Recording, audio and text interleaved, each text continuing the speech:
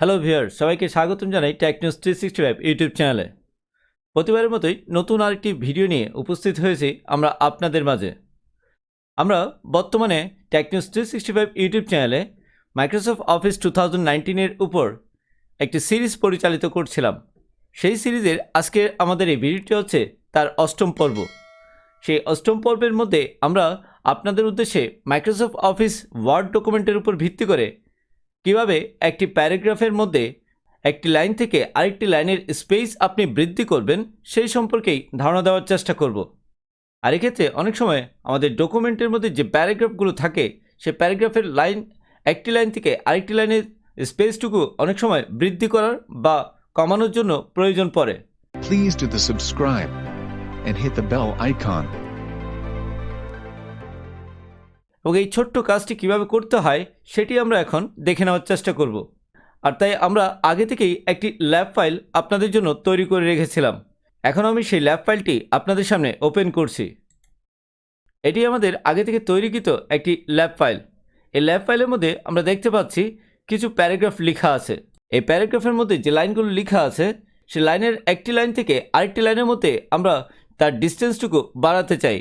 আর সেই কাজটি করার জন্য প্রথমে আমাদেরকে যে প্যারাগ্রাফগুলোর মধ্যে তার লাইন স্পেসিংটুকু বাড়াতে হবে তার জন্য সিলেক্ট করে নিতে হবে। এরপর হোম ট্যাবের প্যারাগ্রাফ গ্রুপের মধ্যে আমরা দেখতে পাচ্ছি একটি লাইন অ্যান্ড প্যারাগ্রাফ স্পেসিং নামক একটি বাটন। এই বাটনটির পাশে একটি ড্রপডাউন লিস্ট দেখতে পাবো। ওই ড্রপডাউন লিস্টটিকে ক্লিক করব। এর ফলে আমরা একটি মেনু লিস্ট দেখতে পাবো। আর এই মেনু লিস্টের মধ্যে কতটুকু স্পেস আমরা বৃদ্ধি করতে চাই সেটি আমরা করে নিতে পারি। তার মধ্যে আমরা দেখতে পাচ্ছি 1.15 ইঞ্চি বা 1.5 বা 2.0 বা 2.5 যে কোনো একটি আপনি সিলেক্ট করার মাধ্যমে আপনার ওই প্যারাগ্রাফ লেখাগুলোর লাইন থেকে আরেকটি লাইনের মধ্যে স্পেসটুকু বাড়িয়ে নিতে পারেন। যদি আমরা মনে করি আমরা এই মুহূর্তে আমাদের ওই প্যারাগ্রাফের প্রতিটা লাইনের স্পেসটুকুকে 1.5 ইঞ্চ করে দিতে চাই, সেক্ষেত্রে আমরা 1.5টিকে সিলেক্ট করব।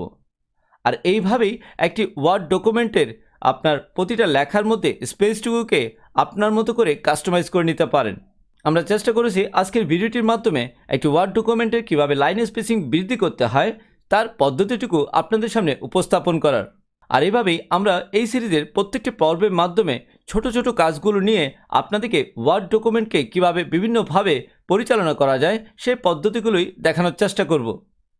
পরিশেষে বলবো, আজকের আমাদের এই ভিডিওটি যদি আপনাদের ভালো লেগে থাকে তাহলে অবশ্যই টেক নিউজ 365 ইউটিউব চ্যানেলটিকে সাবস্ক্রাইব করে রাখবেন এবং একই সাথে বেল বাটনটিকেও ক্লিক করে রাখবেন, যাতে করে আগামীতে এই ধরনের সকল গুরুত্বপূর্ণ ভিডিওগুলো আপনারা যেন মুহূর্তেই পেয়ে যান।